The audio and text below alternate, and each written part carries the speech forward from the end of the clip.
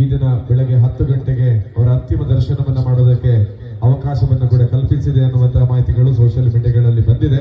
ಹಾಗಾಗಿ ಪ್ರೀತಮ್ ಶೆಟ್ಟಿ ಅವರ ಅಂತಿಮವಾಗಿರುವ ದರ್ಶನವನ್ನು ಪಡ್ಕೊಳ್ಳೋದಕ್ಕೆ ಉಡುಪಿಗೆ ತೆರಳುವವರು ತೆರಳಿ ಅಂತಿಮ ದರ್ಶನವನ್ನು ಪಡ್ಕೊಳ್ಳಬಹುದಾಗಿದೆ.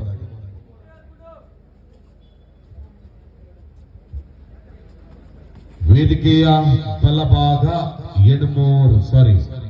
ಎಡಮಂಗಲ ವೇದಿಕೆಯ ಎಡಭಾಗದಲ್ಲಿ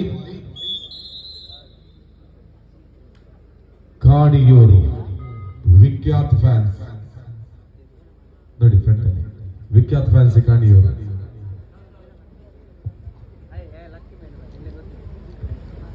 ಪ್ರವೀಣ್ ಆಂಧ್ರ ಪ್ರದೇಶ್